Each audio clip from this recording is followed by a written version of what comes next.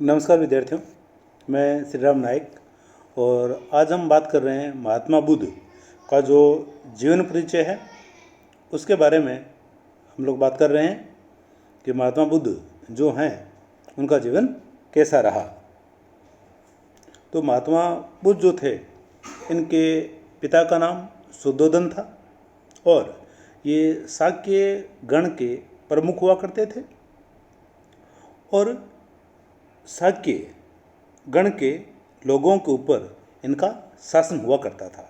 और इनकी जो माता थी उनका नाम था महामाया और ये कोलीय गणराज्य से संबंधित हुआ करती थी। तो हम देखते हैं कि शुद्धोधन के घर 1563 ईसा पूर्व में एक पुत्र का जन्म हुआ जिसका नाम हम देखते हैं सिद्धार्थ था। और जो सिद्धार्थ है ये बचपन से ही बड़े ही मननशील थे और अक्सर ये एक जम्बू के वृक्ष के नीचे जाकर के ध्यान मग्न हो जाया करते थे। इससे पहले की दिन बात करें तो हम देखते हैं कि सिद्धार्थ के जन्म के अवसर पर कुछ साधु संत इनके घर आए, जिनमें कालदेवल, कौंडिन्य और ऋषि अतिशा जैसे जो लोग थे। इन्होंने एक भविष्यवाणी की कि शुद्धोधन, आपके घर जिस पुत्र ने जन्म लिया है ये पुत्र या तो बहुत बड़ा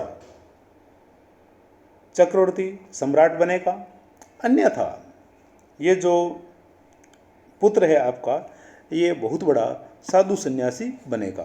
तो ये जो बात थी, इस बात ने शुद्धोधन के मन में चिंता और खुशी दोनों का भाव जाहिर किया, क्योंकि राजा ये चाहते थे कि हमारा लड़का भी क्या है, बड़ा राजा बने।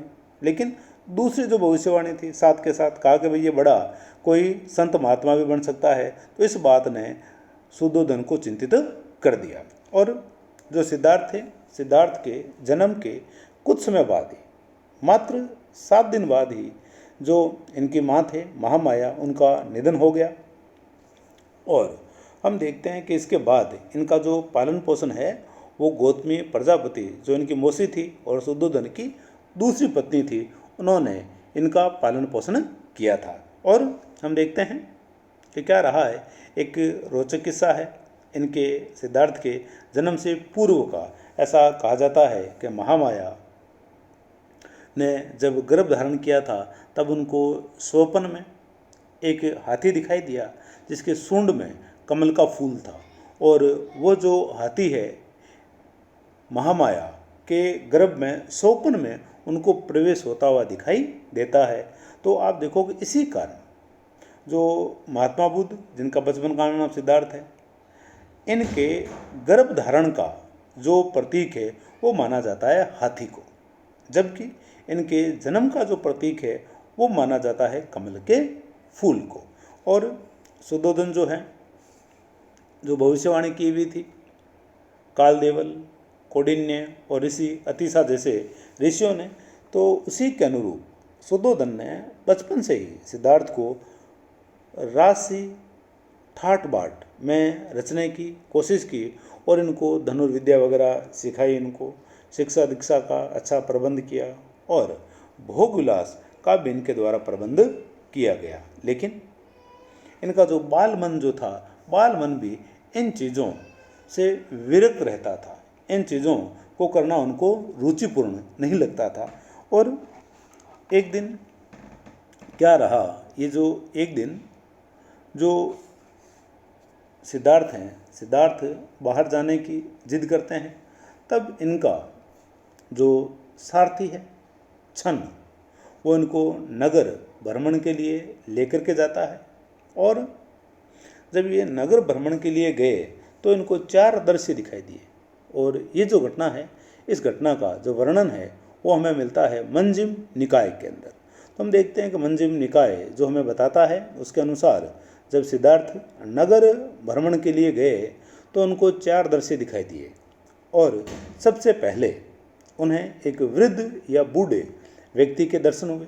और वो जो बूढ़ा व्यक्ति था उसके चेहरे के जो हाव भाव थे काफ़ी कमज़ोर थे और उसके चेहरे पर एक निराशा अवसाद जैसा एक वातावरण था। तो ये जो बात थी, इस बात ने सिद्धार्थ को काफ़ी परेशान किया और उन्होंने अपने सारथी से पूछा कि ये कौन है। तो उन्होंने कहा भाई ये वृद्ध व्यक्ति है। उससे पहले सिद्धार्थ ने किसी बूढ़े व्यक्ति को नहीं देखा था। तो कहा कि भाई ये बूढ़ा व्यक्ति है। तो सिद्धार्थ ने बड़ी ही मार्मिकता से पूछा कि क्या मैं भी बूढ़ा हूँगा। तो उन्होंने कहा कि निश्चित ही युवराज, ये जो अवस्था है प्रत्येक व्यक्ति के जीवन में आती है और आप भी एक दिन निश्चित ही वृद्ध अवस्था को प्राप्त करेंगे। तो ये जो बात थी, इस बात ने सिद्धार्थ को चिंता में डाल दिया। और फिर थोड़ी दूर जब आगे गए तो उनको एक रोगी व्यक्ति दिखाई देता है और रोगी अब बीमारी से वो खांस रहा है, उसका शरीर कांप रहा है, पसीने से लथपथ है वो। तो अब पसीने से लथपथ वाली जब स्थिति को सिद्धार्थ ने देखा तो सिद्धार्थ अंदर से और व्याकुल हो गए और कहा क्या मैं भी बीमार हो सकता हूँ। तो उन्होंने कहा कि महाराज निश्चित ही आप भी बीमार हो सकते हैं। अब फिर तीसरा जो दृश्य देखा, उन्होंने एक मृत व्यक्ति को देखा, मरे हुए व्यक्ति को देखा और लोग उसको लेकर के जा रहे थे। ये जो तीनों ही जो दृश्य थे, बूढ़े व्यक्ति का, रोगी का और मृत व्यक्ति का, इन तीनों ही स्थितियों ने सिद्धार्थ के सामने एक स्थिति खड़ी कर दी कि प्रवृत्ति जो मार्ग है या जो भोग का जो मार्ग है, भोग के मार्ग का यही सार है कि व्यक्ति इन अवस्थाओं को प्राप्त करके मृत्यु को प्राप्त हो जाता है। फिर चौथे दृश्य के रूप में सिद्धार्थ ने एक सन्यासी को देखा जो दूर से प्रसन्नचित्त मुद्रा के अंदर तेज गति से चला आ रहा था और उसके चेहरे पर किसी भी प्रकार का चिंता का कोई भाव नहीं था। और उस तेजपूर्ण चेहरे को जब सिद्धार्थ ने देखा तो सारी जो बात है, सारी बात बता दी गई इनके सारथी छन के द्वारा। और ये जो सन्यासी था, ये सन्यासी निवृत्ति के मार्ग को बता रहा था, चीज़ों को छोड़ना बता रहा था। और ये जो बात थी, ये बात सिद्धार्थ को बहुत आकर्षित करती है। और नगर भ्रमण के बाद वापस जो सिद्धार्थ हैं लौटते हैं तो उनके मन के भीतर अनेक प्रश्न थे। और इस स्थिति को देखने के बाद सुद्धोधन जो हैं, सुद्धोधन भी चिंतित हो जाते हैं और सुद्धोधन चिंतित हो जाते हैं। और हम देखते हैं कि सुद्धोधन जो हैं फिर इन्हें वापस भोग विलास की तरफ लाने का प्रयास करते हैं। और आप देखें कि जो सिद्धार्थ है, सिद्धार्थ की जो पत्नी रही है यशोधरा, या जिनको बिंबा भी कहा जाता है, या इनका एक नाम हमें भदकचना भी मिलता है। और ये जो थी बहुत ही सुंदर महिला हुआ करती थी ये। और आप देखो कि ये सुंदर जो महिला है यशोधरा, ये भी बुद्ध को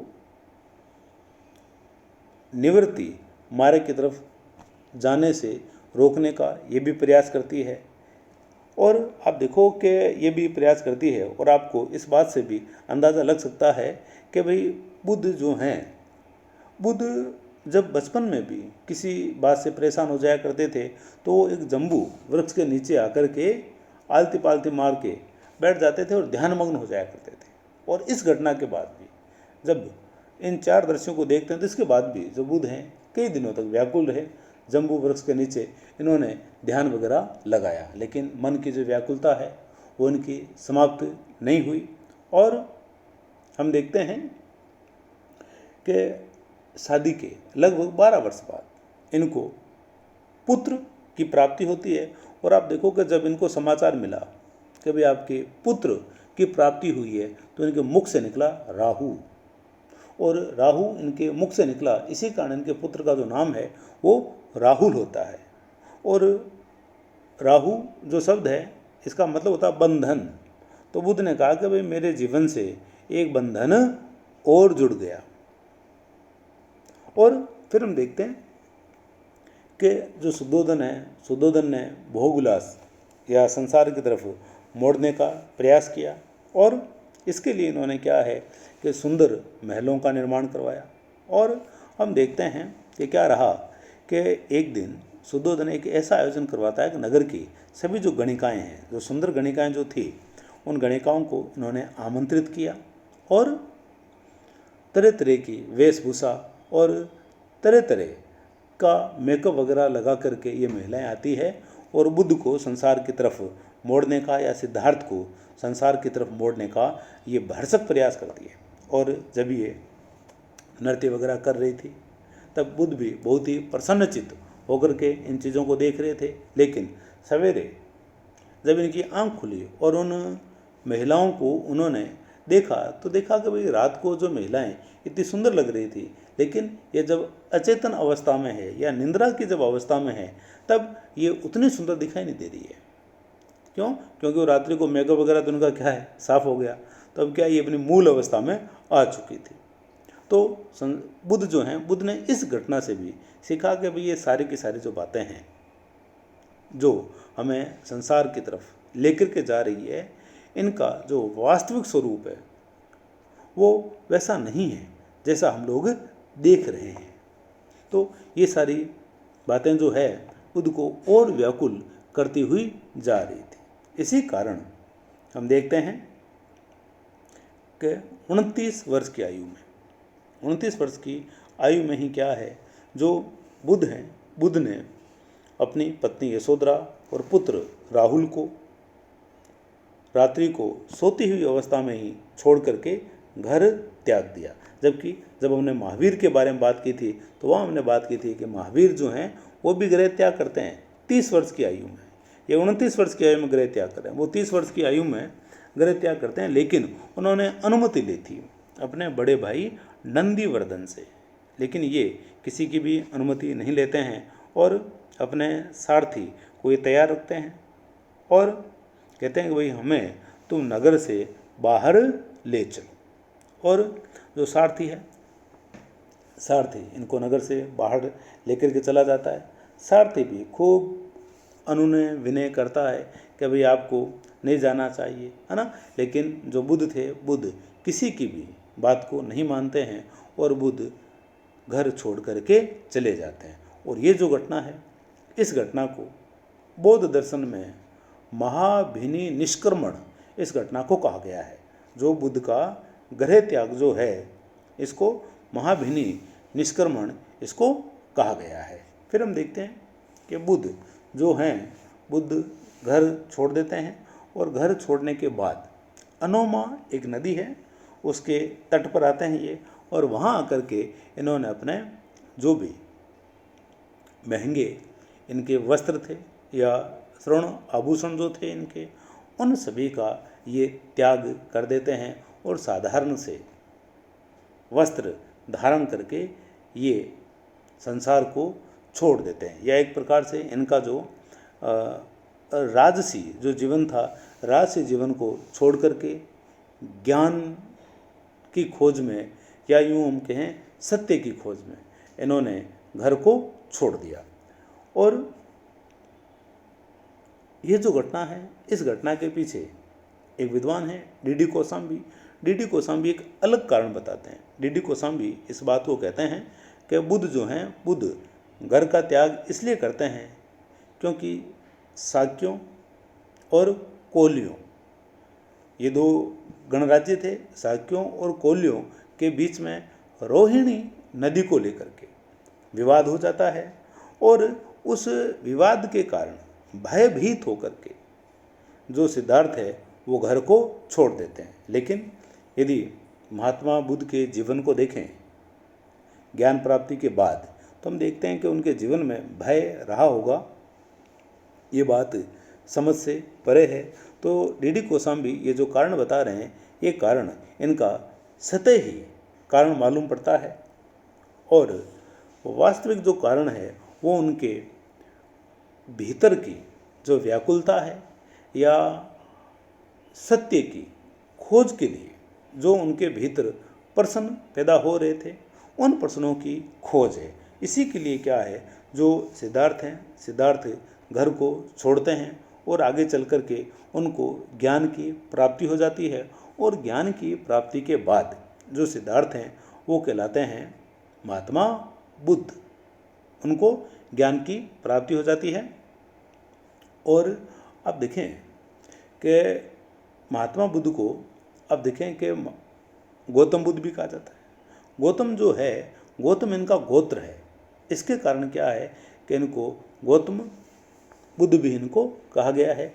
अगला जो वीडियो है उसमें हम बात करेंगे कि भाई बुद्ध को किस प्रकार से ज्ञान की प्राप्ति हुई और आगे के जीवन के बारे में अगले वीडियो में हम बात करेंगे।